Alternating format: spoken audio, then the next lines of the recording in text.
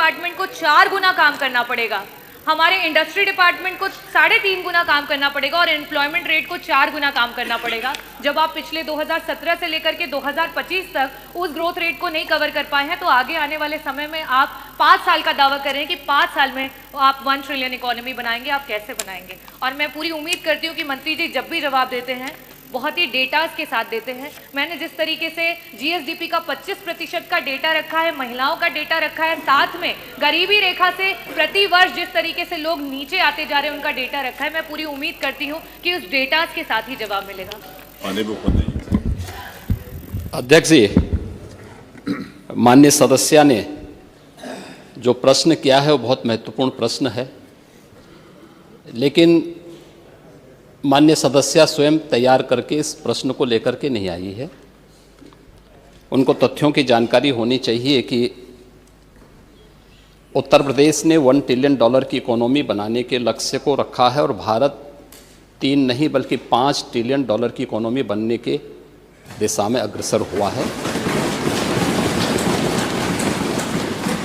आपकी पीड़ा को मैं समझ सकता हूं, क्योंकि जो आपके नेता बोलते हैं कि भारत कभी विकसित देश नहीं बन सकता, तो आप तो उनका अनुसरण करेंगे ही करेंगे कि उत्तर प्रदेश कभी $1 ट्रिलियन की इकोनॉमी नहीं बन सकता। ये वक्तव्य आपका अपनी पार्टी के अनुसार, समाजवादी पार्टी की मंशा के अनुरूप उपयुक्त ही है, लेकिन भारत आज दुनिया की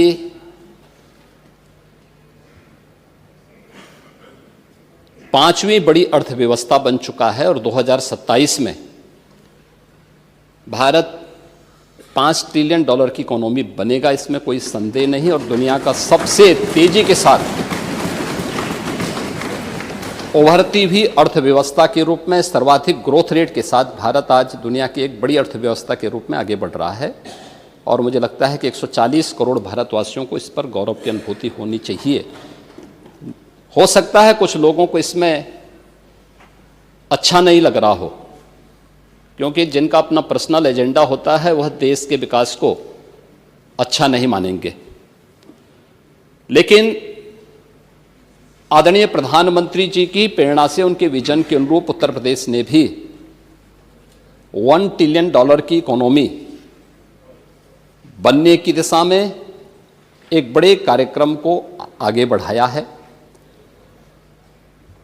हमने 2022 से इसके लिए एक व्यवस्थित कार्य योजना को आगे बढ़ाया है और उसके अनुरूप सरकार ने अपने कार्यक्रम को तेजी के साथ 10 सेक्टर में हमने इन कार्यक्रमों को आगे बढ़ाया है। और मुझे लगता है कि आपके जो उत्तर आपको यहाँ से भेजा गया होगा उसमें विस्तृत रूप से दिया गया है कि 10 सेक्टर जो बनाए गए हैं, हर सेक्टर में कोई ना कोई अपर मुख्य सचिव या प्रमुख सचिव स्तर का अधिकारी उसकी नियमित मॉनिटरिंग करता है। मासिक रूप से उस सेक्टर से जुड़े हुए किसी वरिष्ठ मंत्री के द्वारा उसकी समीक्षा की जाती है। उसके कुछ सुनिश्चित पैरामीटर और इंडिकेटर्स तय किए गए हैं उनको अचीव करने के लिए, और सीएम डैशबोर्ड के माध्यम से मासिक रूप से इसकी समीक्षा होती है। हर तीसरे महीने मैं स्वयं भी इसकी समीक्षा करता हूं और मुझे बताते हुए प्रसन्नता है कि पिछले 3 वर्ष के अंदर जो हमने टारगेट तय किए थे हमने उसको सफलतापूर्वक प्राप्त किया है।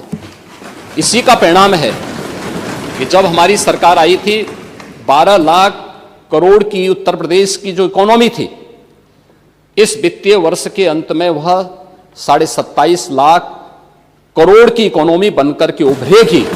और यह उन स्थितियों में जब हो रहा है जब पूरी दुनिया आर्थिक मंदी के दौर से इस देश दुनिया की वैश्विक महामारी कोरोना के बाद उस दौर से गुजरी थी।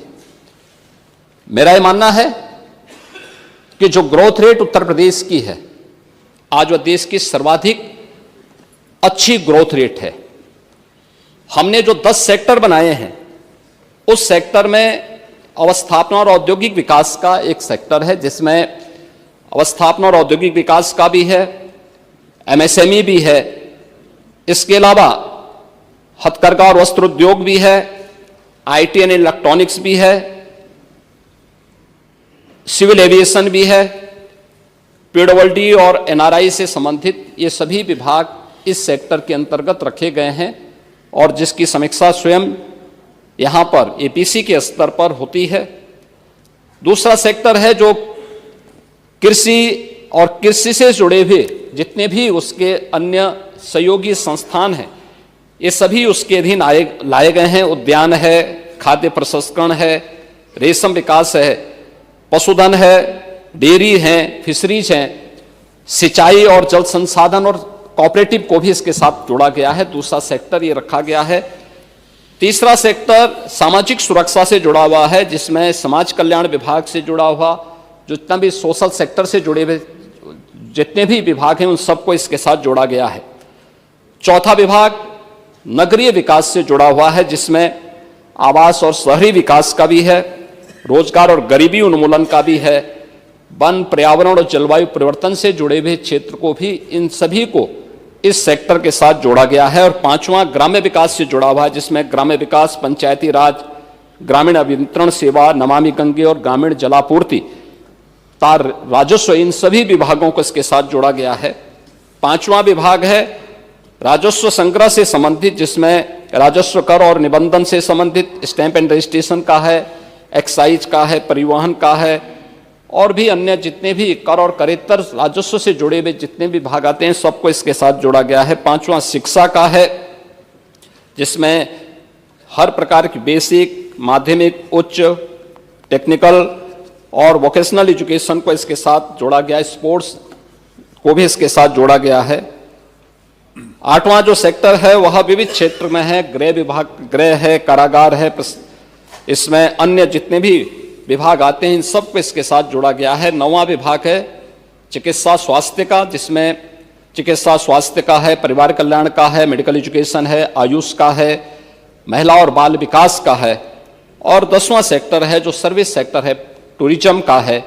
इन सभी को इसके साथ जोड़ करके एक व्यवस्थित कार्य योजना को आगे बढ़ाने का कार्य किया गया है। हम सबको इस पर गौरव की अनुभूति करनी चाहिए कि प्रधानमंत्री मोदी जी के नेतृत्व में 10 वर्ष में इस देश ने 25 करोड़ लोगों को गरीबी रेखा से उभारने में सफलता प्राप्त की है।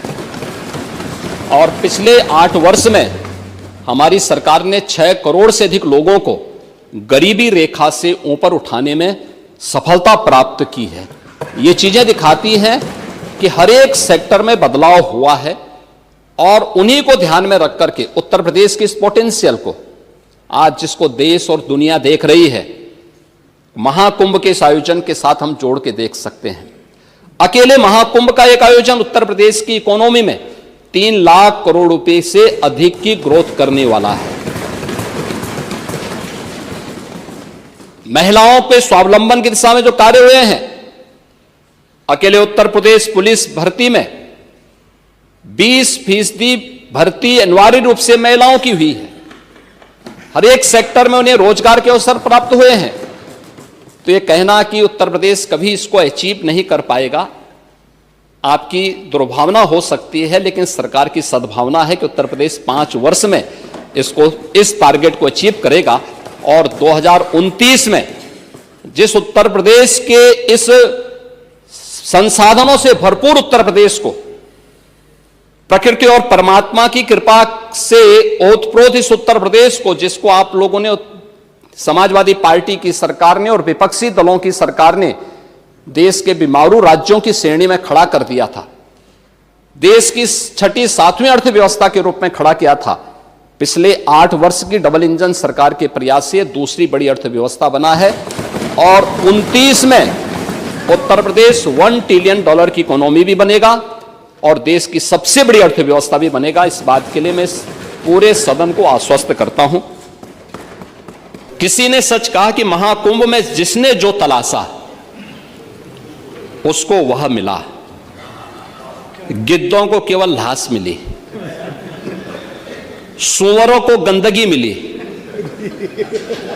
संवेदनशील लोगों को रिश्तों की खूबसूरत तस्वीर मिली, आस्थावानों को पुण्य मिला, सज्जनों को सज्जनता मिली, गरीबों को रोजगार मिला, अमीरों को धंधा मिला, श्रद्धालुओं को साफ सुथरी व्यवस्था मिली, पर्यटकों को अव्यवस्था मिली, सद्भावना वाले लोगों को जाति रहित व्यवस्था मिली, भक्तों को भगवान मिले, मतलब सबने अपने स्वभाव और चरित्र के अनुसार चीजों को देखा है।